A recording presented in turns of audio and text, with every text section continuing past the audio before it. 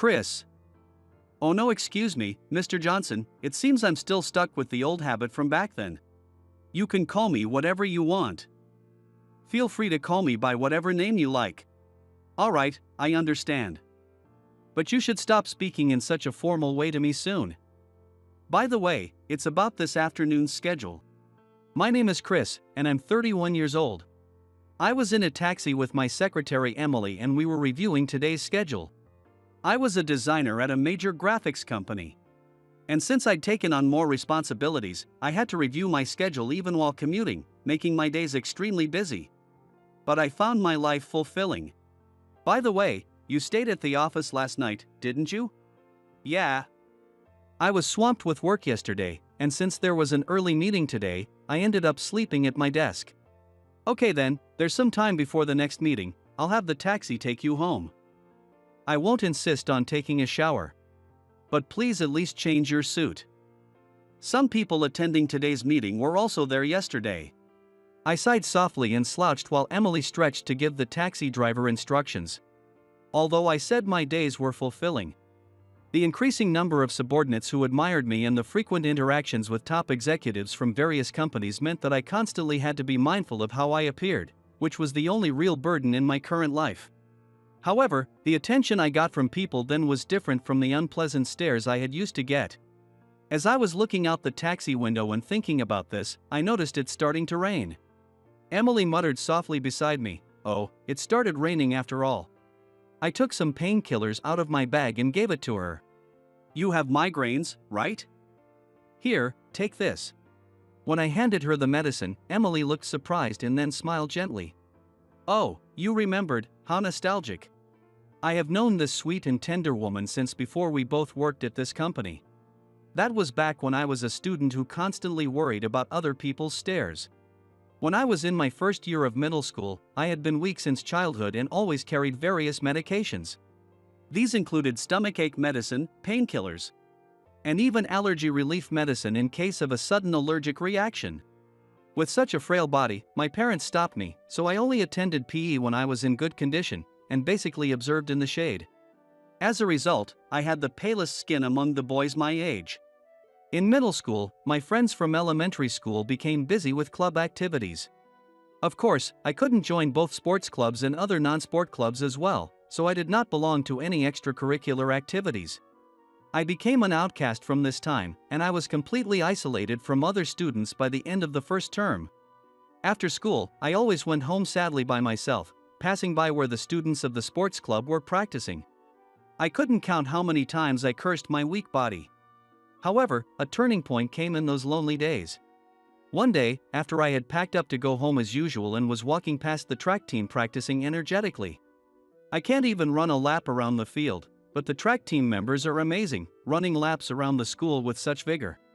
As I mumbled to myself and walked out the school gate, I noticed a girl sitting hunched over. She was probably a track team member.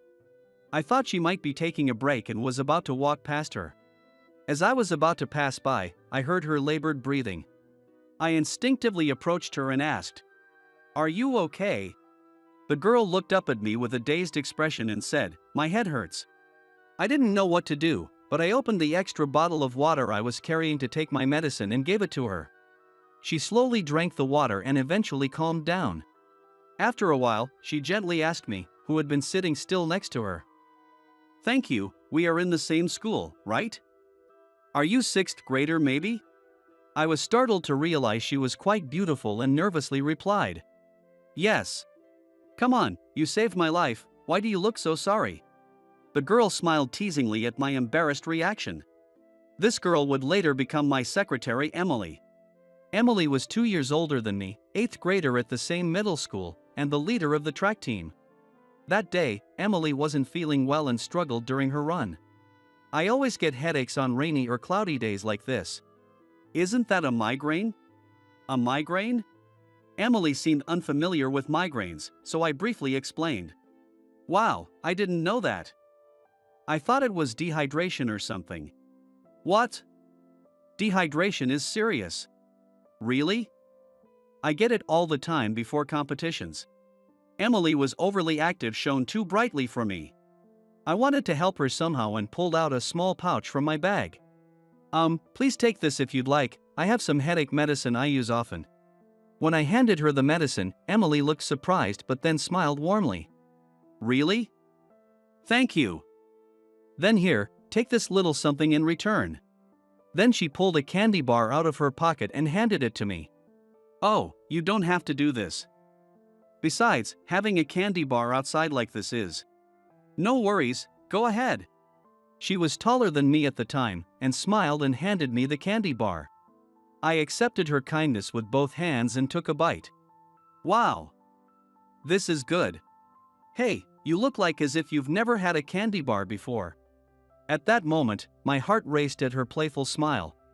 By the way, don't you participate in any clubs? You should join us. Well, I have a weak body. When I declined apologetically, Emily thought for a moment before suggesting, how about the library committee? We're short on members. And I can hardly attend due to my busy club schedule.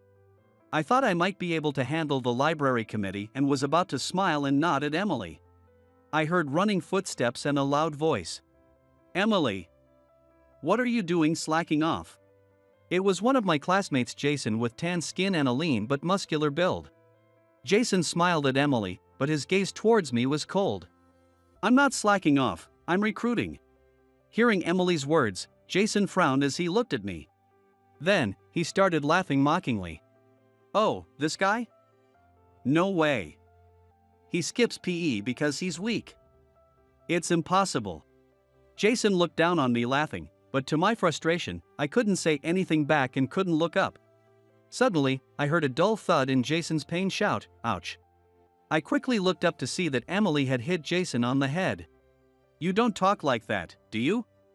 It's an order from the team leader. Apologize to him.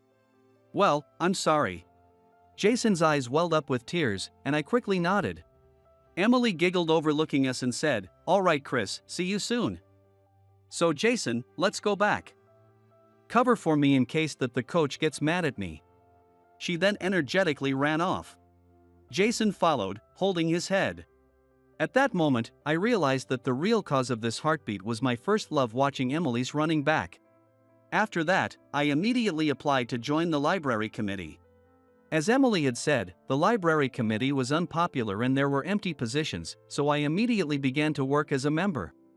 Even if it was only for a short time after school. Though Emily rarely attended the committee meetings, she napped and got scolded by the committee head whenever she attended. During my time on the committee, I developed a love for reading books on art and design. And it was then that I decided to become a graphic designer. A year later, Emily graduated from middle school, and my first love ended without me even getting her contact information. When I started my second year, my school life became much more miserable. Oh great, am I with Emily's stalker in this class too? That Jason was in most of the classes with me. Jason was always one of the popular students in every class and had several cronies. Almost all my classmates started giving me cold looks because of a single word from Jason. Hey, Emily was last year's leader of the track team, and she was quite pretty, right? Was Chris her stalker? Oh yeah, he became a member of the same library committee with Emily because she talked to him. Isn't that creepy? That's seriously messed up. Voices mocking me and disdainful glances came at me from all directions. No, Ha? What are you saying? Can't hear you with that tiny voice. Oh, but don't speak too loudly or you might get sick, right? Jason and his cronies laughed. I was so defeated by the pressure that I couldn't say anything back. From that on, the only place I found peace at school was the library after classes. I continued to study design alone, enduring Jason's mocking and the cold stares from others. However, there was a silver lining when the student poster I designed won the top prize in the middle school category. Even so, I didn't have friends to brag to when the award sat alone in the corner of my room. In my third year, I was no longer in the same class as Jason, but my bad reputation had spread throughout the grade. As a result, I had no peers to talk to, and the last page of my yearbook was blank. My lonely middle school life quietly came to an end. I remembered feeling a mix of frustration and envy when I saw Jason crying tears of joy at graduation, though he had caused my misery. Mr. Johnson. We've arrived. Ah. Oh, we're already here. Next thing I knew, the cab had arrived in front of my house. Emily looked worriedly at me since I had been staring blankly into the past. I'll wait here. I've informed the office that I'll be returning with you. Okay. I'll be back soon. Hearing her call me Mr. Johnson felt strange since I was thinking about the Emily from back then. After graduating from middle school, I went abroad to study art and started a business with friends I met there. My efforts paid off, and our graphic design company grew into a major firm. I faced daily challenges as both a designer and vice president, but my younger self could never have imagined this future. Nor could I have imagined reuniting with my first love as an adult. However, our current relationship was strictly professional at that time, and I couldn't dwell on the past. I didn't even know if Emily was married. We've never discussed personal matters, and bringing up old feelings would only cause confusion. Thanks for waiting. Let's head back to the office. After taking a shower and changing into a new suit, I returned to the taxi where Emily was working on her laptop. As the taxi started moving, she stopped typing, checked her watch, and said, "We're heading to the office now. Please wait in the entrance lobby. As the sales department has informed me of some changes to the meeting documents, and I'll need to retrieve them." I see. Emily's diligent approach to her work always made me straighten up. She consistently anticipated my needs and handled schedule management flawlessly. Even for sudden dinner meetings, she always had a suitable restaurant booked in advance, proving herself to be an exceptionally capable secretary. I didn't feel deserving of such an excellent secretary. I had never seen anyone at the office attempt to flirt with Emily despite her remarkable beauty. People probably see her as unattainable just like in her school days. I would wonder why someone so talented and beautiful was working as my secretary. A familiar streets came into view as these thoughts crossed my mind. We arrived at our company, which was a large white building both tall and wide. Our company valued merit and freedom. So the area around the entrance was filled with stylish employees in business casual attire. And some were having lunch on the courtyard benches while others worked on laptops.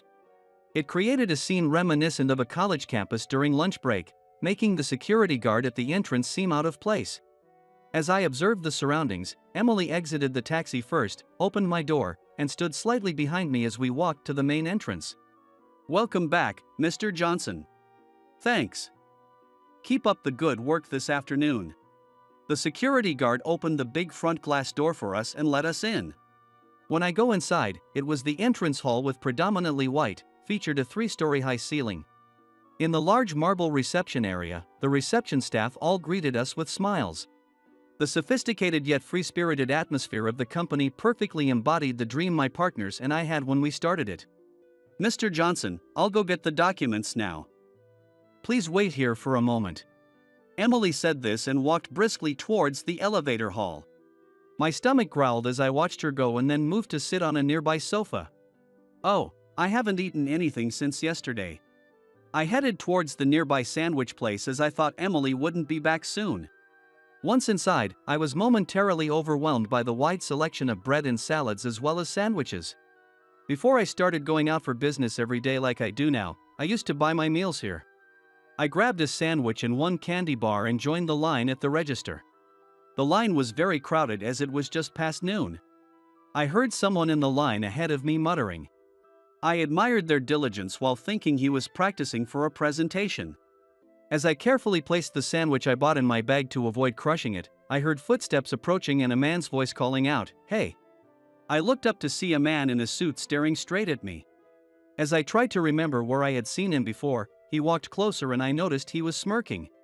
As I recognized the familiar sneer, the man spoke first. "Chris? What are you doing here?" To my surprise, it was Jason. Jason. I looked closely at his face and then at the ID card hanging around his neck. Sure enough, it bore Jason's name and his department in the sales division. I was stunned by this sudden reunion, but Jason sighed loudly and frowned. "Jason? Since when have you been able to call me so casually?" "Huh?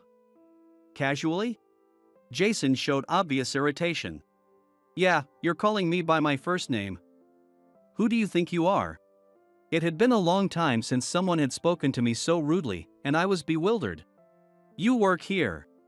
As I muttered this to myself, Jason leaned closer and said, "Don't you know basic business manners? When you do something rude, you have to apologize first." He lightly tapped my shoulder with the documents he was holding. "What is the biggest loser in our grade doing here?" It seemed Jason assumed I didn't belong at this company. I surprisingly felt nothing, though I faced the person who had made my school days miserable. Jason's attitude was irritating, but it didn't provoke anger. Instead, I felt a strange nostalgia for how little he had changed. "You're right. I'm sorry. It's been a long time, Jason." I said this with a smile, and Jason's frown deepened. "Ha? Don't you answer my question? What are you doing here? And you don't even have a visitor's pass. Did you sneak in?" Jason laughed mockingly. His behavior was infuriating, but I couldn't rise to his bait. As the vice president of this company, I had to maintain composure. If I lost my temper and word got out, it would be trouble. Because if it became known that I, as vice president, was angry with Jason here, he would definitely be left out by his boss. Even if he lacked social graces, I couldn't let my temper ruin his career. I decided to endure Jason's arrogant and disrespectful attitude. "Hey, are you listening?" "Yeah, I'm listening. Actually, As I was about to reveal my identity, Jason cut me off and started laughing. "I get it. You're here trying to pitch to us, aren't you? I've seen guys like you, bottom-tier salesmen who don't know their place." "Oh, no, it's not that." I tried to deny Jason's assumption, but he kept talking. "You disappeared after middle school, right? Did you drop out and get a job? There's no way you'd be here otherwise." Jason continued to laugh and look down on me. I decided to change the subject as I realized he wouldn't listen. "So, Jason, are you an employee here?" Jason showed me his employee ID and raised his voice proudly. "Of course. See, it says sales department. I would have been the sales manager if you had met me a bit later." "Wow, that's impressive." Jason's arrogant and condescending demeanor made me worry about the future of the sales department. But I couldn't spend more time talking to him. Emily was probably back at the entrance by now. I decided to wrap things up and move on to my next task. "Well, I have to go. It was nice seeing you." As I tried to walk past Jason, he grabbed my arm with a smirk. "Where do you think you're going?" "The exit is that way." "Ha?" Jason pointed towards the entrance. "No, I need to go to the entrance hall." "What are you talking about? Get out of here. Don't make me repeat myself." "But Jason laughed heartily, seeing my hesitation. "Can't you see how useless you are? You're wearing a nice suit, but everyone here looks at yourself, not your outfit. Someone like you would be turned away at the door." Jason's mocking and rude behavior increased my frustration. What is he talking about?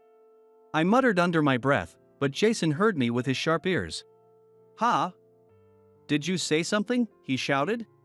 Realizing that staying longer would only make things worse, I tried to think of a way to leave. But Jason raised his voice again. "Get out of here, you trespasser." "Do you want to get reported?" he said with a smirk. Jason's voice echoed around, and some employees peeked from the second and third floor corridors. Employees around the reception area also looked worriedly in our direction. Jason exaggerated his volume since he sensed the attention. "Someone like you won't be taken seriously by anyone here." "But I reached the limit of my patience and was about to reveal my identity without caring about Jason or the onlookers. I heard the sound of heels clicking on the floor. Turning towards the sound, I saw Emily walking towards us with documents in hand and her posture straight and her eyes fixed on me. Before I could speak, Jason approached Emily. "Emily. Long time no see. It's my lucky day to meet you, always with the executives." "Hey, don't ignore me." Emily didn't even glance at the elated Jason and walked straight to me. She looked between my eyes and her watch standing in front of me. "He's a trespasser. I just caught him." Jason was smiling and talking to Emily as if he was obsessed with her beauty. Emily kept ignoring Jason and took a deep breath. "There you are, Mr. Johnson." "What?" "Mr. Johnson. Jason seemed genuinely shocked by Emily's words. Sorry, I stopped by the sandwich place, and it took longer than expected. I was looking for you, Vice President. No worries, there's still time before the meeting. What? Vice President. This guy. Jason's confused voice echoed through the entrance again. Emily frowned at the sound and looked directly at Jason with a sharp gaze. Jason, what are you talking about? Even if we have a history, your disrespectful behavior is intolerable. Emily's usual calm and composed tone carried a cold edge. But, Emily, I thought you were joking. However, Jason continued to fawn over Emily. It seemed that talking to Emily made him happier than dealing with the current situation. Seeing Emily take a deep breath, I couldn't help but lower my eyes. This man is Mr. Chris Johnson, our vice president and a leading designer representing our company. A regular employee like you showing such disrespect could have serious consequences. Emily's voice rang out in the entrance. Jason nodded along at first, but soon he froze in place. Wait, really? Is he? Jason's head shook in disbelief as he alternated glances between Emily and me. Emily cleared her throat and said, "Let's discuss this matter with the sales manager." She looked coldly at Jason. Wait, please. I didn't know. Right, Chris? You understand, don't you? Jason looked as if he were begging for his life. I couldn't help but feel sorry for him, seeing the sweat on his forehead and tears in his eyes. However, I wondered if forgiving Jason here was the right thing to do. Such disrespect towards the company's upper management would normally result in suspension for any regular employee. Therefore, I considered whether Jason should face the same consequences. I can't believe Chris is the vice president. Jason was still in shock and began to stammer. Emily softened her tone and beckoned him closer. Jason, come here. In a near-dazed state, Jason bent down as Emily instructed and leaned closer to her.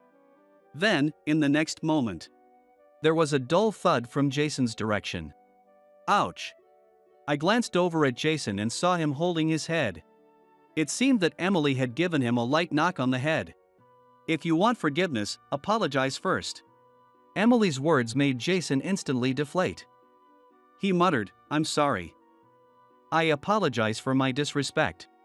I felt a wave of nostalgia seeing Emily standing with arms crossed and looking down at Jason. This made me realize that Jason's past behavior didn't matter anymore, and I let out a small laugh. What are you laughing at? Excuse me, Chris? No, Mr. Johnson? Oh, sorry. I just felt nostalgic. It's okay, Jason. I'll let this go, but please don't behave like this with anyone else. When I spoke gently, Jason, teary-eyed, nodded. Emily smiled kindly, a rare sight during work. But I really didn't know. I had no idea you were the vice president of this company. Jason said so apologetically. I studied design abroad after graduating. I started this company with people I met there, so it's no surprise you didn't know.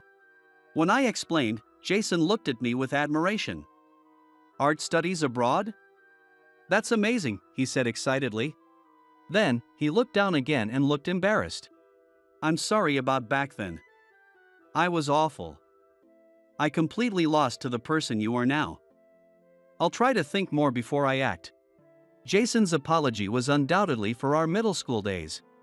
Even though his apology couldn't change the past or turn my middle school years into good memories, I felt that not forgiving him would leave me carrying this burden forever.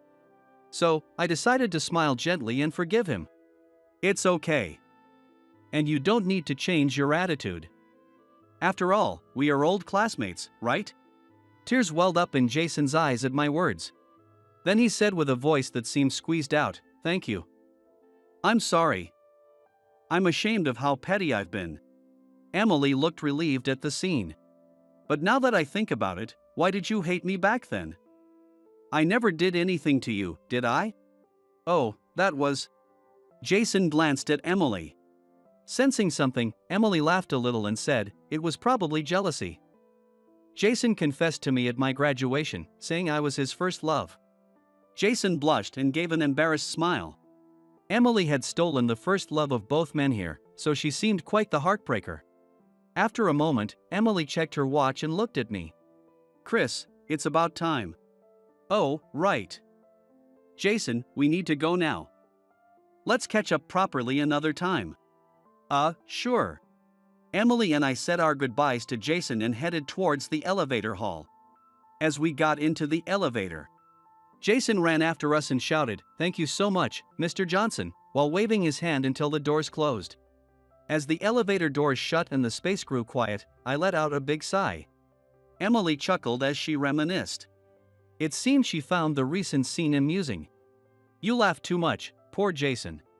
"No, that's not why I'm laughing," Emily said with a mischievous smile.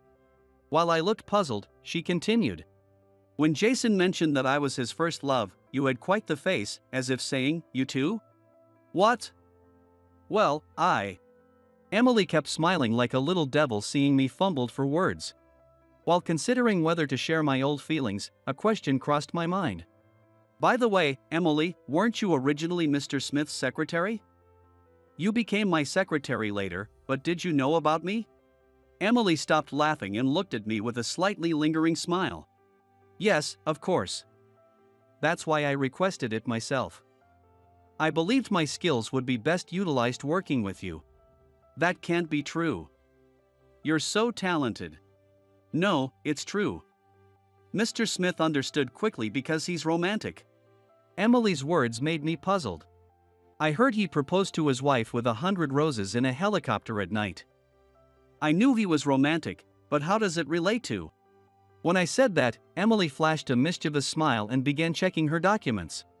It seemed she wouldn't reveal the answer until I figured it out myself. The elevator doors opened, revealing the hallway leading to our destination, the conference room. Before opening the conference room door, I opened the soda I bought earlier and took a sip to refocus. Emily watched this and said, "100 roses are lovely, but I'd be just as happy with 100 candy bars."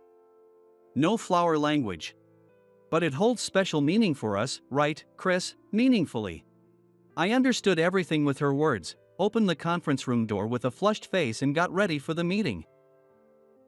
"If you can solve this, I'll give you my position. But I doubt a high school dropout like you can manage it." What's the matter? Go ahead and try." At the company's social event, the department head, Brian, challenged me with a difficult math problem. He clearly believed there was no way I could solve it, so he was smirking. Michael, a Kyoto University graduate, was also laughing and mocking me. I hesitated for a moment, then started working through the equations in my head. I solved it. The Maclaurin series expansion for log 1 plus x, the answer is -1. What? Did you solve that in your head? Who is this guy? I thought he was a high school dropout. Brian and Michael were making a fuss. They were probably wondering how someone like me could solve a difficult math problem. "My name is David Smith, a 26-year-old man. I recently secured a job. But I'm just working as a temp. As an unskilled worker, I couldn't land a full-time position. I've been assigned to a large IT company. It seems to be a very busy place, where they can't manage without temp workers. Everyone was intensely focused on their monitors, and the desks were littered with energy drinks, showing just how busy it was. I was worried about being assigned to such a demanding company. The atmosphere was heavy and somber, and no one was chatting idly. I understood that the workplace isn't a place for socializing, so there was no time for idle chatter, but it didn't seem friendly or open either. But as a temp worker, I had no say in the company culture. All I could do was perform the tasks assigned to me. When I went to greet Brian on my first day, he looked at me and laughed. "Are you David, the temp starting today? Do your best, we're very busy here. Although, I doubt someone like you can handle it." Yeah. Aren't you a high school dropout? Why would they send a dropout here? Everyone here is a graduate of elite universities. They're all from national colleges or reputable private ones. The temp agency must be out of their minds. I'll do my best, thank you. Sure. Try your best. Not that I expect much. I thought he seemed mean. Actually, he was mean. I came here determined to do my best, so why did he have to talk to me like that? Starting off with such negativity was really disheartening. I was shown to my seat, which the previous occupant had left in a terrible state. The desk was a mess, with dirt and stains everywhere. I was so frustrated by how filthy the desk was that I wanted to ask the previous user what they did to make it this dirty. There were coffee stains, eraser shavings, and blue and black ink smudges, possibly from leaking pens. There were also what looked like snack crumbs, making it extremely unsanitary, so I borrowed some alcohol spray and scrubbed the desk clean. Even though I couldn't remove all the stains, it looked a bit better. Next to me sat a man named Michael. He had oily side-parted hair and wore a slim suit. He had good looks, like someone you might see in a movie. Michael explained the tasks I needed to do, and I got started. "Well, someone like you probably can't handle this, though." What he said made me feel bad. It's true that I'm at the bottom.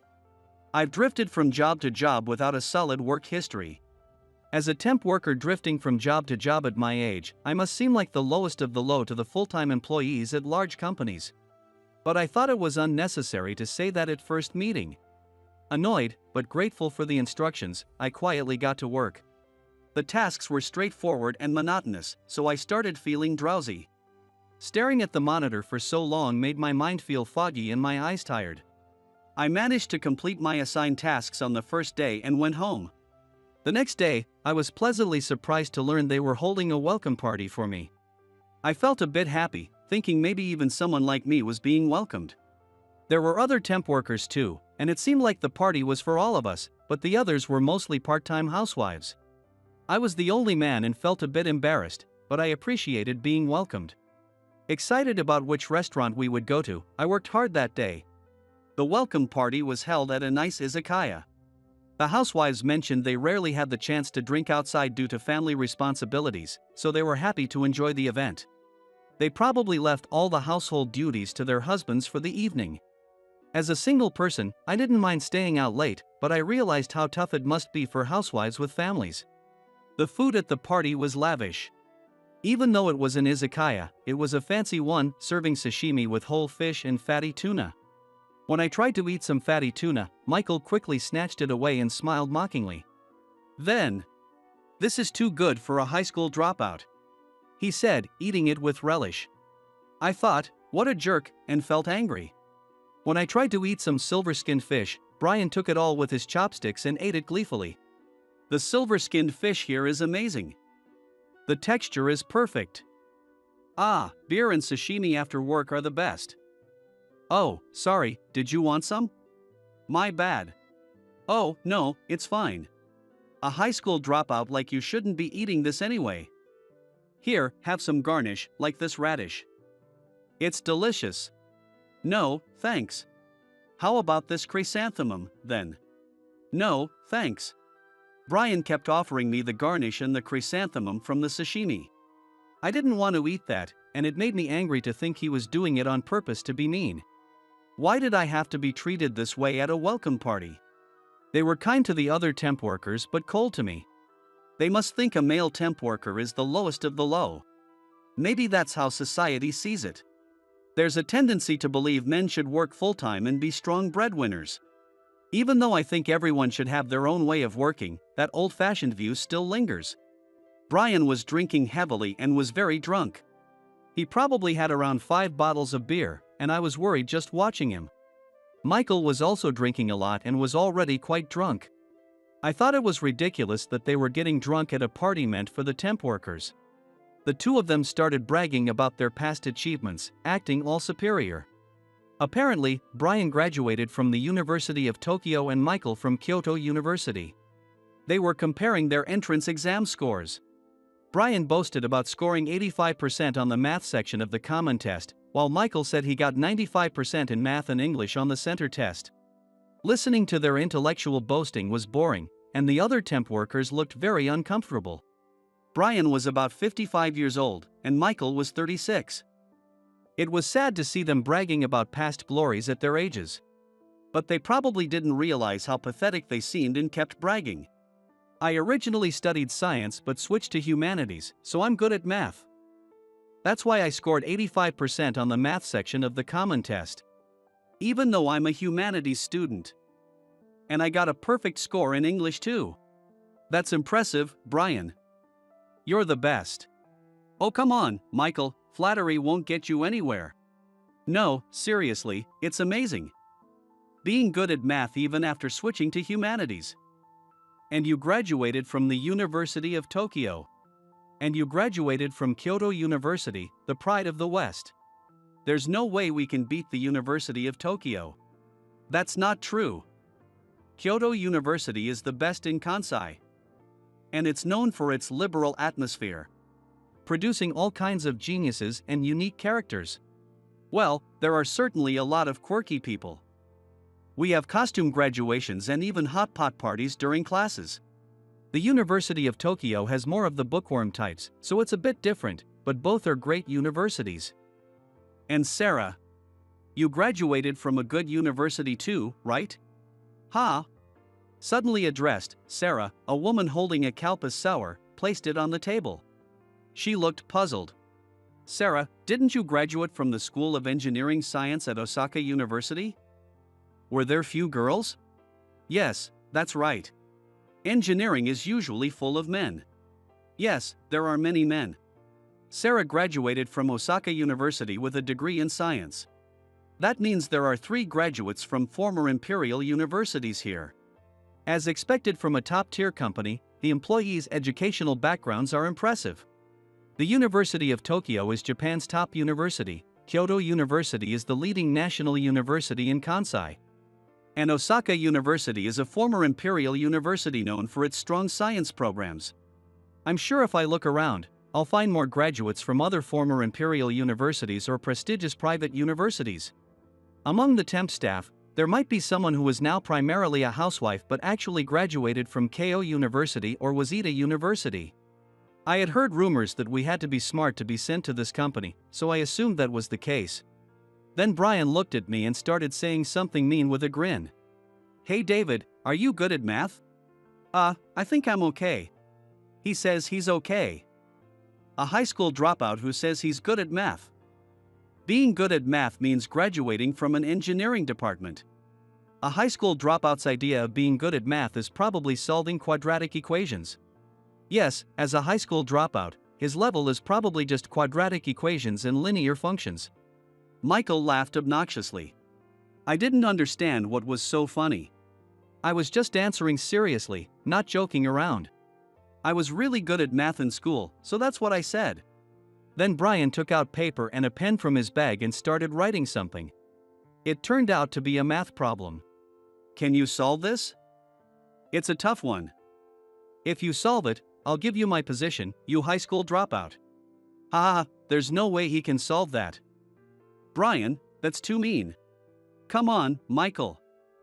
He'll never solve it anyway. I quickly responded. No, this is not difficult. What? Are you kidding? This is a really tough problem. No, I'll solve it right now, just give me a few seconds. Is this guy serious? You're nuts, you can't solve it in your head. What are you talking about? I solved it. The Maclaurin series expansion for log 1 plus x, the answer is -1. What? Did you solve that in your head? Who is this guy? I thought he was a high school dropout. He really solved it in his head. And the answer is correct? What the hell? This doesn't make any sense. Brian and Michael looked at me in shock. I felt a bit proud and almost started humming. Wow! David, you really are good at math. Solving such a tough problem in seconds, you're a genius. Who are you really? Tell us. The beautiful Sarah approached me, eager to know my true identity. I decided to reveal it. Well, I'm actually the engineer who founded Megacorp in the US. What? Megacorp, the famous SNS company? Yes, that's right.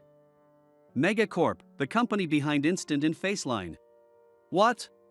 Are you saying this guy is the founder of that famous Megacorp? I don't believe it. Whether you believe it or not is up to you, but I really am the founder of Megacorporation. Though, I left the company for various reasons. So, did you graduate from a famous university and hide it to work here as a temp? No, I dropped out of high school, the American equivalent. I stopped attending middle school and couldn't go back. So you lived in the US? Yes, I was born and raised in the US. No way. He's a returnee student. Yes, I was a returnee student. Although I was born and raised in America and I didn't really feel like Japan was my home country, technically, I was a returnee. My parents ran a business in the US, so I was born in New York. I had friends until elementary school, but when I entered high school, I was bullied by the jocks. Jocks are the popular, outgoing types at the top of the social hierarchy. Mostly, they were on the rugby team and were big and strong. Being small and skinny, I became a target for the jocks, who would hide my things and verbally abuse me in the locker room. After such experiences, I started hating school. There was nothing enjoyable about going to school, so I began skipping classes. My parents were worried but didn't force me to go to school, they just watched over me. By 8th grade, I had completely stopped attending school and stayed home. My main companion at that time was the computer my parents bought me out of concern. I learned programming by trial and error and made my own games. I also thought it would be fun to create a website where people could vote on who was the most handsome or beautiful. The jocks who bullied me weren't particularly good looking. I thought it would be interesting to see their reactions if they ranked lowest, so I created and published the site. At first, I thought it would be nice if even a few people were interested, but the site became unexpectedly popular. And soon everyone at my school was using it. That site became Faceline, a SNS. Initially, it was just for comparing faces at my school, but other schools also wanted to join, so I made it public. Gradually, Faceline gained popularity, and many people started using it. Now, it's used worldwide, but it started as something I made for fun. I also created Instant, a photo-sharing SNS. I liked photography, influenced by my father, who often used a camera. During a visit to Japan, I saw women joyfully taking photos of food with their phones. At first, I wondered why they were photographing food, but I realized Japanese food is cute. The presentation and decoration are elaborate, unlike the large servings of desserts in America. I thought a photo-sharing SNS might become popular in Japan, so I created Instant. As expected, it became popular in Japan. Initially, American celebrities used it to share snippets of their lives, inspiring Japanese women to post their own glamorous lifestyles. They shared pictures of their parties, beach outings, and stays at luxury hotels. There were plenty of delicious-looking food and drinks in these photos. It seemed everyone loved photographing food. This became popular when I was 16. By then, I had already dropped out of school, which is the equivalent of a high school dropout in Japan. At 16, I had my own company and could live comfortably. In America, high school dropouts often have to live in poverty. But I was lucky enough to have a knack for business, so I avoided that fate. My parents were initially worried, but seeing my business succeed reassured them. As a result of my success in business, I received offers from Harvard and Stanford to join them as a professor. They wanted me to teach programming in the engineering department and business strategies in the economics department. But I wasn't comfortable speaking in front of people, and those jocks had gotten into those universities through recommendations. So I declined the offers. One day, when everything was going smoothly, my father suddenly passed away in an accident. He was hit by a drunk driver on his way home from work. My mother and I were devastated and had to discuss what to do next. Without my father, the business he ran was over. There were tasks only he could handle, so we decided to close the business. I felt numb and couldn't manage Megacorp anymore, so I handed it over to someone else. Looking back, I think I didn't need to give up the company. Running a SNS company can be done from anywhere. My mother and I decided to return to Japan, but I could have continued the company even after returning to Japan. After all, I had been working from home even when I was in the US. When I returned to Japan at 18, I was met with harsh reality. In Japan, the new graduate card is powerful, and deviating from the path is not acceptable. Dropouts, job hoppers, those who took gap years or repeated years, all faced harsh judgment. Unlike the US, where you can succeed with your skills alone, I felt stifling with its need for conformity in Japan. Having handed over Megacorp, I registered with a temp agency to work in Japan. The temp agency staff looked at my resume and half-laughingly asked if I was really the founder of Megacorporation. They probably didn't believe me. I kept saying, that company was mine. Haha, sure. I felt a bit offended by their dismissive laughter. Realizing that no one would believe a teenager could create such a thing, I decided to play the role of a high school dropout. There was no point in bragging about my impressive background, so I decided to do my best as an underdog. So, I have been playing the role of a high school dropout. I did drop out, but I have plenty of assets. By the way, Brian, you studied science before switching to law at the University of Tokyo, right? That's why you're good at science and working in this IT company? Yeah, that's right. Then math should be easy for you. And Michael, you graduated from Kyoto University with a degree in science, so this should be simple for you too. Well. I borrowed Brian's paper and pen and quickly wrote a math problem. Brian and Michael were struggling with the problem, groaning. If it's greater than 3, there's no integer solution, so this won't work. No, it works if it's 2. Damn it, what's going on? How are we supposed to prove this? I thought, they can't even solve this simple problem, and watched them with a smirk. It might seem mean, but since Brian and Michael had been the ones to bully me first, I felt it was fair to enjoy their struggle. The other temp workers watched Brian and Michael rack their brains, smirking in amusement. They might have thought, these guys aren't so great after all. Then Sarah, the Osaka University graduate, muttered quietly. Wait, you can't solve this? Isn't that bad? Sarah. So, can you solve it, Sarah? Yes, let me see it. Assuming square root 3 is a rational number, then, and substituting these back into the original equation. Sarah solved the problem I had given her quickly and effortlessly. She seemed to be genuinely enjoying herself. I thought she must be a true science enthusiast. I had learned programming, engineering, statistics, science, mathematics, computer science, and business on my own, so I wasn't very confident. But I felt I was at least better than Brian and Michael. When Sarah finished solving the problem, she asked me how she did. Since her answer was correct, I told her, that's correct, and she looked very pleased. Yay! I'm so happy. That was fun, David. No, but still, it's amazing you could solve that so quickly, Sarah. You're incredible. Oh no, I'm not as good as you, David. I was a bit nervous, wondering if I was remembering how to prove it correctly. But you got the right answer, so be confident. Yes. Thank you. It felt like being a student again, and I had a lot of fun. No problems. I thank you. As Sarah and I chatted happily, Brian and Michael looked frustrated. Maybe they had been interested in Sarah. But Michael aside, Brian was already married. It was pretty creepy for a married man like him to have feelings for a woman in her 20s. The welcome party ended, but Brian and Michael had gloomy expressions. Maybe they were upset about not solving the problem, or perhaps they were saddened by Sarah's comment about their inability to solve it. Either way, they looked pitiful. I started to feel a bit sorry for Brian and Michael, but I knew showing pity wouldn't help, so I looked at them coldly. Later, Brian and Michael got reprimanded by the bosses for their harassment towards me. This company was strict about moral conduct, and such behavior was severely punished. Brian was demoted.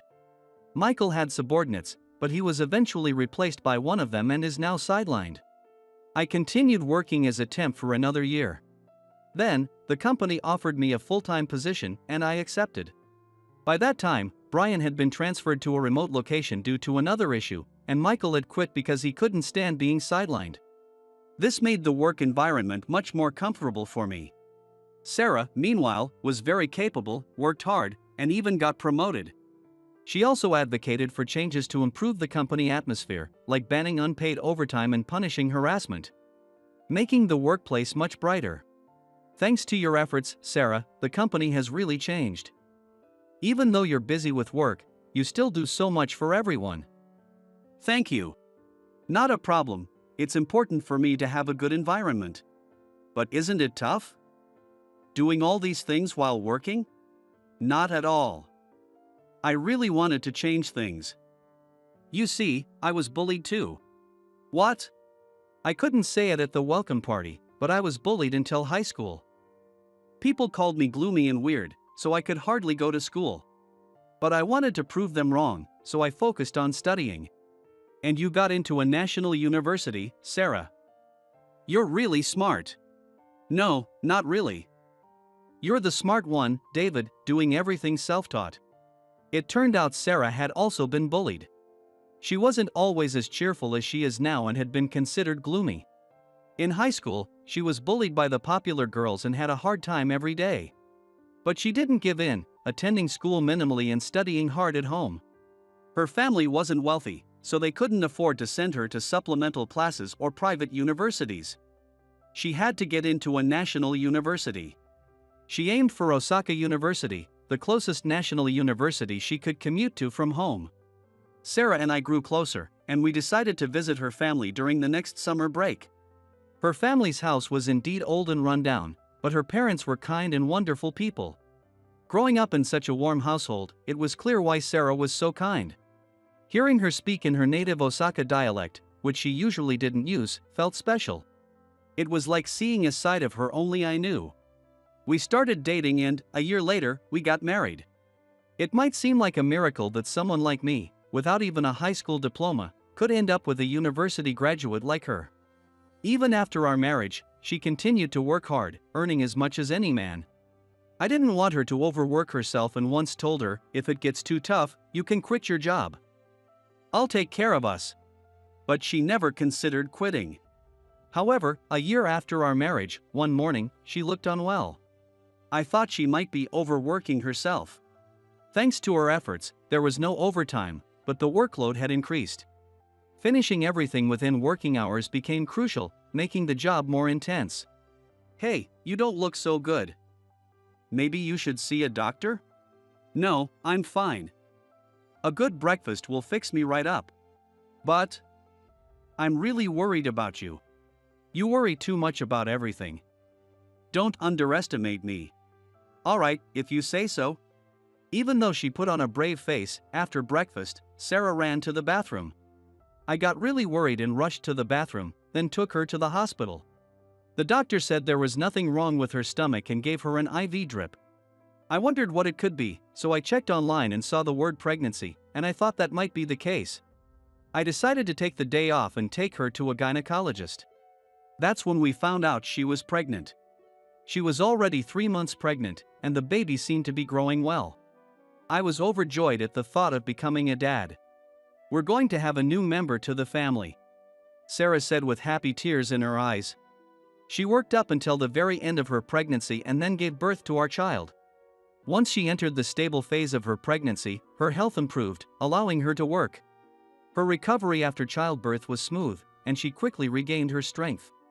It was probably because she was still in her 20s. In my teenage years, I never imagined I'd find such happiness. Back when I was struggling at school, I felt hopeless, thinking nothing good would ever come. After my father's accident and our move to Japan, I was filled with the sadness of never being able to return to America. In Japan, I decided to live as an underdog and took jobs considered lowly. I worked as a traffic controller and a restroom cleaner. But these jobs, while often looked down upon, are essential for a comfortable life. When I worked these jobs, I'd go into convenience stores and hear high school girls saying I smelled or was dirty. But without people doing traffic control or cleaning, everyone would be in trouble. They only wanted clean jobs, but it's the so-called lowly jobs that allow everyone to live well. Even when I was temping at various companies, I always felt excluded. I was often told, you can't do this because you're just a temp, or that temps were incompetent, which hurt. I used to think that if only I had a degree, I wouldn't be in this situation, but it was too late for that. The past can't be changed, so I had to live with my reality. But how about now? I'm surrounded by family and incredibly happy. I've never felt more blessed in my life. Sure, there were tough times, but the joy of living outweighs them. It's important to never give up, no matter how hard life gets. Things will work out. I plan to keep working hard at this company, and I want to make sure that if someone without a degree joins, they won't be discriminated against. I know how it feels to be treated that way, and I don't want to do it to others. I'm looking forward to seeing who comes in for interviews, as I've been appointed an interviewer. I plan to focus on their true potential. Hey, isn't that poor Rick? Having someone as broke as you around. Lowers this place's class. Get out of here now. After my wife told me about some unexpected income, we went to a high-end sushi restaurant as a family, only to run into a former classmate who started mocking me for being poor. This guy has been harassing me since our school days, and it's really ruining the special outing my wife arranged for our family at this fancy sushi place. I can't stand him belittling not only me but also my family, especially when he has no idea about the hardships we've gone through. I tried to control myself, not wanting to cause a scene in front of the restaurant and my family, and thought we should just eat our sushi and leave as soon as possible. But I never imagined my wife's remark would lead to what happened next. I'm Rick, currently 26 years old. I work at a food manufacturing plant. I married my wife, Mia, 3 years ago. We were blessed with a child soon after, and our daughter is now 3 years old. Mia and I met in a badminton club at our university. Although it was badminton, since it was a club activity, it wasn't serious training but rather a casual gathering aimed at working up a light sweat and then enjoying some beer. Having been seriously involved in tennis during middle and high school, I initially thought the badminton club would be similar. So, I was quite taken aback to find it was more about socializing. Hey, Rick, what made you decide to try badminton? At one of the club's parties, where I quietly took a seat in the corner, Mia came over and asked me. I played tennis in middle and high school. Thought badminton could be fun too. No wonder you're so good at it. Not really, but what about you? I love plants, and I thought badminton was about going to the garden. I asked her over a beer, puzzled. What do you mean? I thought, because it's badminton, maybe badminton is on the ground. Ha ha ha. I couldn't help but burst into laughter, spilling my beer, and couldn't stop laughing for a while. Was it that funny? You're joking, right? No, really, I'm serious. Whether that story was true or just a joke to break the ice, I never found out. But that conversation was the start of Mia and I getting along and eventually dating. I was drawn to Mia's outgoing and sociable nature. Later, Mia told me she liked me because I seemed quiet but kind. We were quite different, but perhaps that's what drew us to each other. We got married right after graduating from university. This is really hard for me to say, but one day, Mia started a conversation with me very formally. What's up? You're being very formal. I don't want to work. I couldn't believe my ears. What? You want to be a homemaker? Oh, no, it's not like that. Mia cleared her throat and apologized. It's just that there's something I really want to focus on, so I won't be able to work or do household chores. I'm sorry. Is that what it is? Please don't abandon me. I won't abandon you. I smiled. If Mia was this serious, it must be something important. I don't fully understand what you mean, but you should pursue it without any regrets. Rick, thank you. Mia's face was a mess, streaked with tears and a runny nose. Since then, I've been working at the factory while also managing the household chores and child care. Honestly, it was very tough. While I could manage the household chores, it was often necessary to leave the factory for my child's medical checkups and vaccinations, which happened quite frequently. I had explained the situation to our factory manager, Mr. Johnson, in advance and got his approval, but as a result, my salary was reduced, and our household finances became tighter. One day, I went shopping with my daughter. She had grown a bit and was at the age where various desires were emerging. Daddy, let's go to the amusement park, my daughter suggested. She had been asking for a while, but honestly, I was too caught up in household chores, and we didn't have the time or the money. It's a bit difficult for us to go there today. Why don't we go another time? I replied. Come on, you don't even have the money to take your kid to an amusement park. What a poor man. A man sneered as he walked by. It was Kevin Harris, a former classmate and fellow member of tennis club in our high school. I can take you to the amusement park. How about that, huh? Kevin spoke to my daughter, but she got scared and hid behind me. Long time no see, Kevin. Rick, you seem to be struggling, wearing those worn-out clothes. Well, you seem to be doing well, which is good. Kevin's lips twisted into a scornful smile. What a dull guy. Well, enjoy your bottom-of-the-barrel life.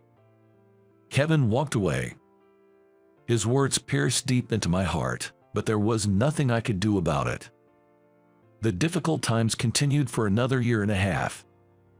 However, one day, Mia unexpectedly brought something up. We were having a soup full of vegetables for dinner. Our daughter said, I want to eat meat or fish.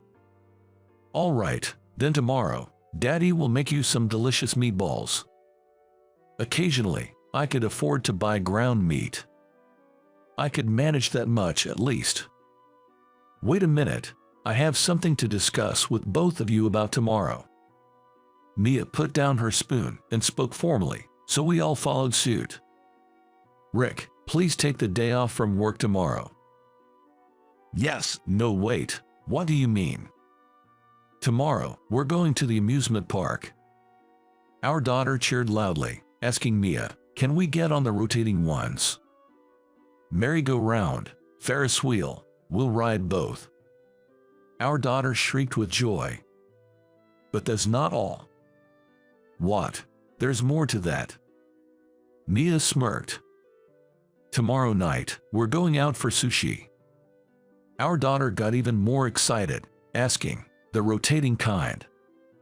Unfortunately, it won't be rotating. Our daughter seemed disappointed. Oh, it's not rotating. Oh no, if not rotating, that means we will be served expensive and delicious sushi. I explained to our daughter, though honestly, I was confused by the sudden turn of events. What's going on all of a sudden? I hate to break it to you, but we can't afford that. Actually, we've had some unexpected income. Did you win the lottery or something? Mia just smirked. I'll announce the details tomorrow while we're having sushi. While Mia and our daughter seemed thrilled, I, who managed our household budget, couldn't help but feel anxious. As promised, I took the next day off work. I felt a bit guilty for lying to my workplace about having a cold due to the sudden leave, but seeing my daughter's excitement for the amusement park, I decided it was okay.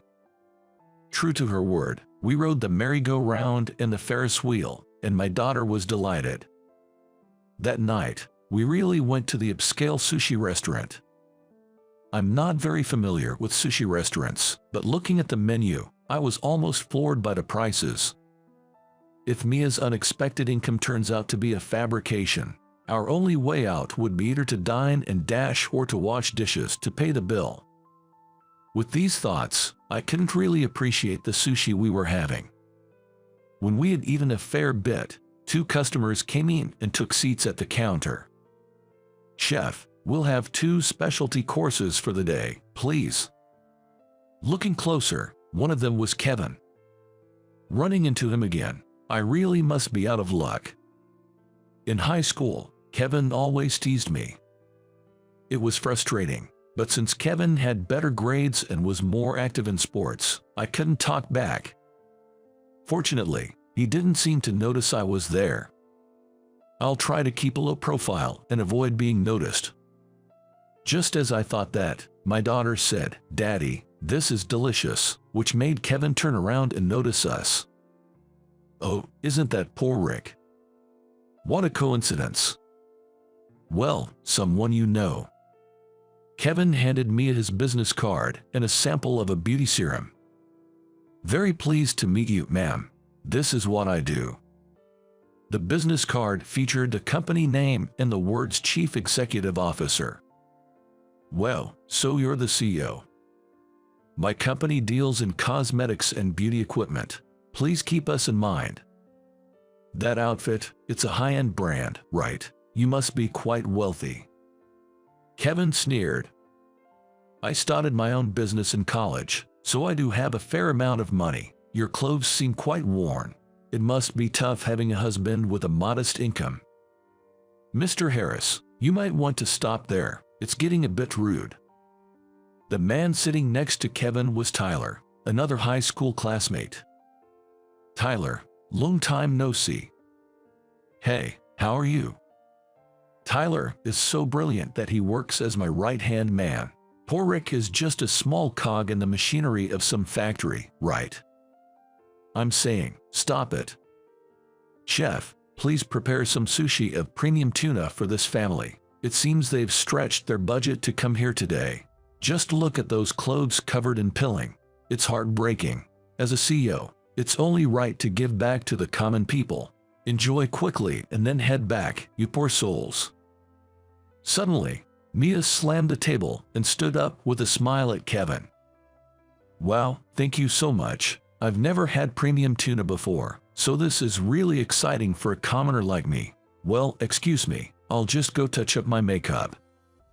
I knew that Mia was truly angry. Oh, by the way, you might want to search online with Mia Channel and Beauty Serum. With a firm tone, Mia whispered to Kevin and then disappeared into the bathroom. Kevin was taken aback and didn't move, but Tyler searched on his phone and showed it to Kevin. I also did a search and found a YouTube video. Playing the video, Mia appeared. Hi, Mia Channel here. Today, I'd like to introduce my favorite beauty serum. I recognized the logo of the serum that Mia was promoting. It was the same as the sample Kevin had just given her. Wait, is your wife a YouTuber? Sounds like it.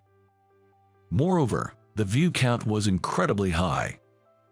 I couldn't grasp what was happening. Believe it or not, I'm a YouTuber with 1 million subscribers. Mia returned from the bathroom. The serum sample from earlier, I thought it looked familiar. Turns out, it was the one I introduced on behalf of your company.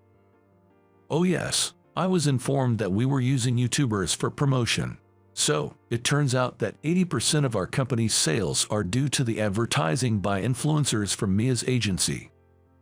Mia frowned. And I made a call to the agency earlier. I told them not to take any more requests from your company because of the bad vibes. The higher-ups agreed with me. Oh my, that's really bad. Kevin was clearly rattled. Rick, happy birthday. Huh? Surprise. It's still 2 weeks away, but thanks. Honestly, it was quite thrilling to see Kevin so flustered. How did a guy like you manage to marry a famous YouTuber? Kevin pressed me for an answer. Well, I didn't even know. That's because Mia explained the whole story. Her journey as a YouTuber started from the day she said she didn't want to work. It apparently took over a year before her view count started to grow. It's all thanks to Rick. Mia held my hand. Because Rick took care of work, household chores, and child care, I could focus on being a YouTuber. I'm truly grateful to him. Kevin was speechless. You know, Tyler addressed Kevin. Do you remember when you made the select team for the last high school tournament? Yeah, I was almost dropped because of an injury, but somehow made it into the team. That was thanks to Rick. What do you mean? Rick was already set for the select team, and he went straight to Coach Miller to speak up on your behalf, saying that you were needed. Kevin looked at me. Is that true? Well, we did need you. You're competitive and hardworking. Without you, we'd have been knocked out in the qualifiers. And Tyler, how do you know about this? Just happened to pass by. Oh, okay. Kevin apologized to me.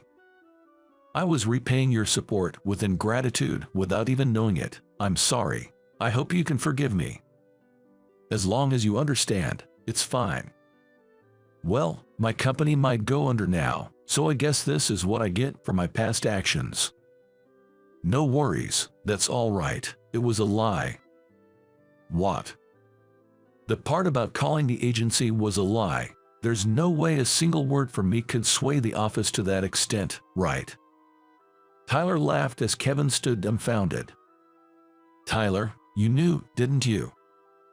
A little thought would have made it clear. It's your fault for being deceived.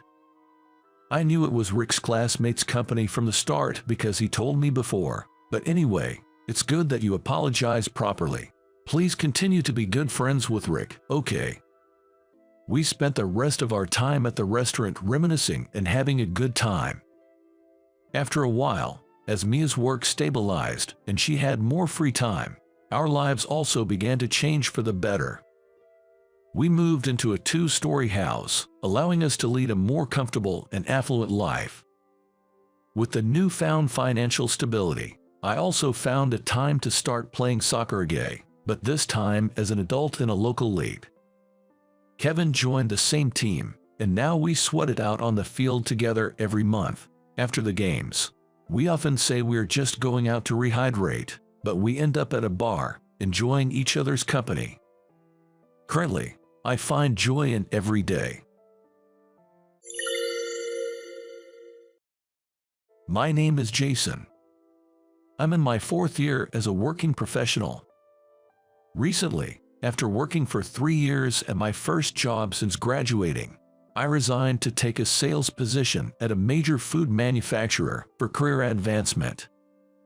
Since joining the company 3 months ago, I've been able to build trust with clients using my natural communication skills, leading to excellent sales performance. I grew up helping out at my family's flower shop, which is probably why I've always had an exceptional memory and learned tasks quicker than most. Now, I use this knack for remembering things and the knowledge from our family business by bringing small bouquets to meetings with clients or preparing blue roses for those who are starting their own businesses. The blue rose signifies making dreams come true, so I always include a wish for their new venture's success along with a gift. Clients and business partners appreciate this thoughtful gesture, earning me a lot of respect and high regard. Consequently, I'm held in high esteem by my peers and even by managers from other departments, as they begin to see me as a competent and reliable individual. However, there's one person who doesn't seem to appreciate my work and seems to have it out for me. My boss, Michael. Every day, he sets unrealistic expectations and berates me if I fail to meet them. Today, after 5 p.m., as I was about to leave, Michael called me over. Hey, Jason, I'm going to let you in on the meeting with them foods the day after tomorrow. I need you to prepare the presentation materials, he said. A meeting? Oh, the day after tomorrow. What? You got a problem with that? I'll review the materials, so have them on my desk before work starts tomorrow. But I thought I was off that project. Shut up. Don't give me any lip. I've emailed you all the details. Remember, it's due by 8 a.m. tomorrow. This is just unreasonable. What? Can't handle it. You're really useless, aren't you? Damn it. Not this again. I'm giving you a chance to be involved in a major project, and you don't even have the ambition. Newbies like you are just worthless. Fine. I'll have the materials ready by 8 a.m. tomorrow. Just do what you're told from the start. Thanks, I'm off then. Bye. Michael seems to exploit my competitive nature by provoking me with challenging tasks, offloading his responsibilities onto me, the newcomer. This kind of harassment had become a daily occurrence. It seems the simple reason behind this is that Michael used to be the star employee until I joined, and he's frustrated that I'm now getting all the attention. In other words, it's jealousy. As my presence in the company garners more attention, Michael feels his own presence diminishing, leading to such harassment. Sighing, I reboot my turned-off PC to check the email from Michael. Preparing myself for an all-nighter. A year into enduring Michael's constant harassment, a new recruit named Lucas joined the sales department. Being the closest in age and having a good sales record, I was appointed as his mentor. Lucas was a quiet, earnest young man, not the most efficient but very diligent and careful in his work, which was commendable. I did my best to guide Lucas, who was struggling to learn the ropes of the job. Thanks to this, about 3 months after Lucas joined, he had grown capable enough to secure contracts and even win some new business without my accompaniment. As Lucas became more proficient, we worked closely together, checking on our progress and holding meetings, making for busy yet fulfilling days. Eventually, I noticed that Michael's harassment had subsided.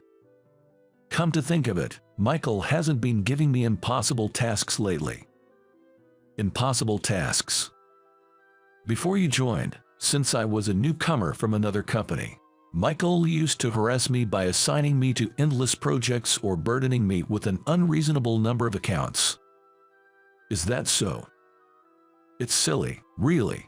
He was probably jealous of my sales performance. Well, it helped me improve my multitasking skills. Jason, you're impressive. I just wanted to make a good start in my first year after switching jobs, so I was really determined. Lucas, are you feeling all right? You look pale. No, it's just that. During our casual chat after a meeting, Lucas's expression darkened when I mentioned Michael. Curious, I pressed for details and discovered that Michael had shifted his target from me to Lucas. I was shocked to learn that Lucas had been facing harassment from Michael in my absence. When you're out visiting clients, Michael clearly assigns me tasks that should be his responsibility. The deadlines are tight, and if I'm even slightly delayed, he calls me slowpoke or useless and berates me. I had no idea. Sorry for not noticing sooner. From now on, if you're given an unreasonable workload that exceeds your capacity, please consult with me immediately. Thank you so much. Michael won't listen even if you refuse. He keeps piling on the work, doing who knows what himself. Let's handle this together. And if it gets too much, we can escalate it to someone higher up. Okay. A few days after this conversation, as I began to subtly support Lucas, Michael didn't take kindly to it, and the harassment escalated. The tasks assigned to Lucas started to include those that should have been handled by Michael, who is at a managerial level. Of course, these were tasks that Lucas, still a newcomer, had yet to learn. Michael, displeased that Lucas sought my advice, started to harass us both blatantly, intending to trouble us. Naturally, this meant I had to take on a significant portion of Michael's work that Lucas couldn't handle. Despite being blameless, Lucas felt inferior and guilty towards me. He was thriving and enjoying his work, but being overwhelmed with tasks not meant for him led to an increase in mistakes and a loss of confidence. I couldn't stand the situation and confronted Michael directly while trying my best to support Lucas. Michael, I can't accept the way you're allocating work. What? You two are just too incompetent, so I'm trying to train you. Enough. Both Lucas and I are swamped with our own tasks. This is going to affect our clients as well. That's the problem. You're both too slow. Make sure not to inconvenience our valued clients. Michael dismissed my complaints, leaving the two of us overwhelmed with work. Then, an incident occurred. Hey, Michael, where are the documents for today's meeting? I left that to Lucas. Hey, Lucas, bring the documents, quick. I'm sorry, the documents aren't ready. What? I was counting on you, weren't I? Yes, but I was only assigned this task yesterday evening, and there wasn't enough time. Don't give me excuses. Do you realize how important this meeting is? You're such a useless newcomer. What now? Make sure to submit it to Charles by 11 a.m. Yes, I will. I'm sorry, Charles. My subordinate is slow, causing you trouble. I'll make sure it's done by 11 a.m. All right, I'm counting on you. Of course. It turned out that the documents for a crucial meeting scheduled at 2 p.m. today hadn't been prepared. This was a task originally meant for Michael, which he had dumped on Lucas the previous evening. Smirking, Michael shifted the blame and made excuses to Charles before returning to his desk. Seeing Lucas looking distraught and close to tears, I offered my support. "It's okay. We have 2 hours until 11 a.m. We can make it work. Could you handle checking my mails and dealing with urgent estimates while I work on this?" "Yes, I will." I then worked frantically on the documents. Next to me, Lucas was handling the tasks I'd asked him to do while progressing with his own work, a look of desperation on his face. Even then, Michael passed by Lucas's desk, sneering, "Newcomers are really useless, aren't they?" Lucas ignored him, but I could tell it was affecting him. "Don't mind what Michael says. Let's make sure we succeed. It's going to be okay." "Thank you so much, Jason. Focus now. We don't have much time." "Yes." Somehow, we managed to complete the documents by 11 a.m. Charles was impressed with the quality of our work, and the afternoon meeting was a success. After the meeting, Charles praised the documents and presentation. By the time we returned to our department, Lucas looked much better, which relieved me. Phew, that was close. Things always seem to work out. "Thank you so much for your help. It's my duty as your mentor, but as for Michael, that's enough. I won't let it slide any longer. I'll definitely bring this up during the next performance review." "I agree.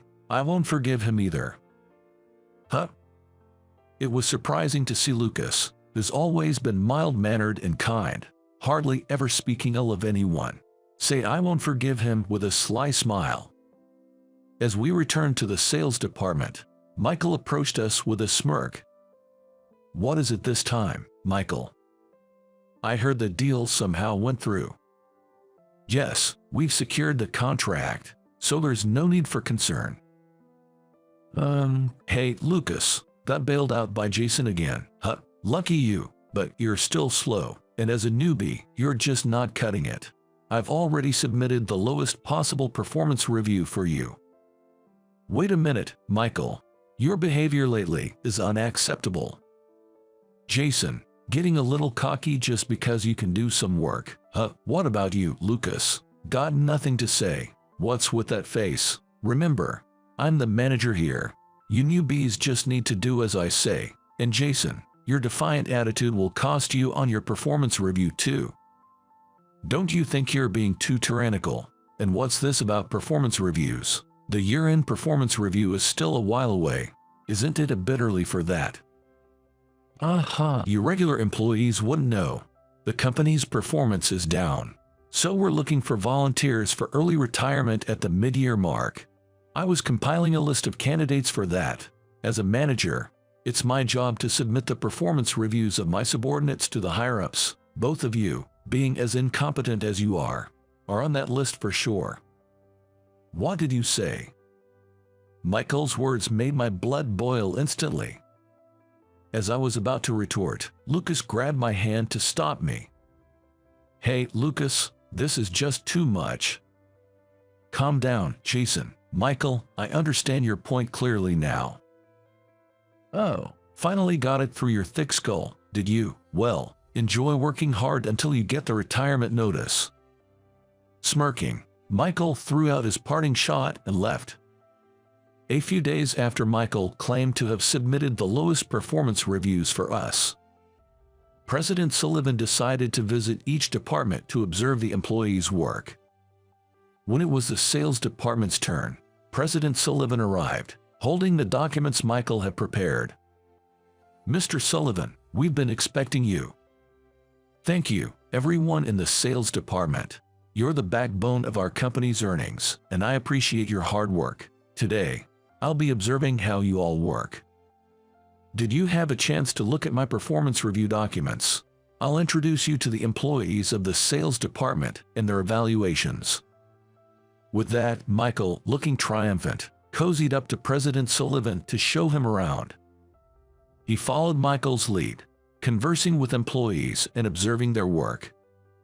I watched nervously as they moved around the department.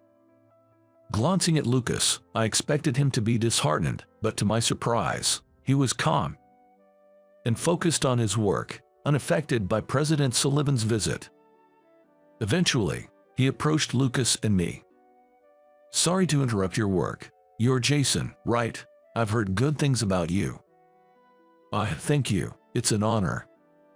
I heard you played a crucial role in closing a significant deal recently. The sales manager was praising you." "Well, I just did the best I could." "Mr. Sullivan, Jason is capable in his work, but his attitude toward superiors needs improvement. Despite my clear instructions, he was late, and even the preparation for that deal had us on edge until the last minute." "Oh, that's because I had a lot of tasks to handle. I apologize for any concern I caused you." "Jason, your problem is making excuses. Be mindful of that." I clenched my teeth, feeling dominated by Michael's narrative. Still, I didn't want to show any petty disputes in front of President Sullivan, so I held back. "And this new recruit Lucas, whom Jason has been mentoring, is just incapable." "Is that so, really?" "Yes, it's true. As his manager, it's been tough on me. The preparation for that deal being last minute was Lucas's fault, despite my instructions. He hadn't completed the documents even on the morning of the meeting. And then he made excuses about not having enough time and ran to Jason for help. He's slow and just a hassle to deal with. He's a prime candidate for voluntary resignation." Michael gloated as he disparaged Lucas and me to President Sullivan. I clenched my fists in frustration. "Michael, was it? You say some interesting things. What's this about a candidate for voluntary resignation? And is my son really that useless?" "Huh? Son?" "Yes, that's right. Even without parental bias, Lucas seems to be handling quite a significant workload for someone only half a year into his job. And he's delivering results. What exactly are these performance reviews based on? Care to explain in detail, Michael?" Michael's face went pale at his words. Turns out, Lucas was his son. With the company's performance in decline, I investigated and found that the sales department's results have been deteriorating for the past 3 years. I've been hearing unsettling things from within the department, and since sales are the pillar of our company, I decided to employ my son here to get a true sense of the situation. Is that really how it happened? I had him use his mother's surname to avoid any undue attention from the staff. "Michael, I've heard quite a bit about you from Lucas." "No, that's not how it is." "What's not?" "I haven't said anything yet. I didn't do anything wrong." Lucas, who had been silently observing the exchange, stood up and addressed his father, President Sullivan. "President Sullivan, everyone in the sales department has been incredibly kind and instructive. Jason, in particular, has been a great help. Despite my shortcomings, he supported me through the unreasonable workload imposed by Michael and managed his own tasks flawlessly. Michael may blame the recent deal's preparation on me, but he was actually responsible. It was impossible to meet the deadline with his timely instructions given just the evening before. For someone only half a year into the job, handling that negotiation from grasping the details to preparing the documents and presenting to the executive team was an insurmountable task. Yet, Jason accomplished it with remarkable skill. He's truly exceptional." "I see, Jason. I'm truly grateful you've been there for Lucas. Moreover, I've thoroughly investigated the causes of the sales department's downturn. Here's the report."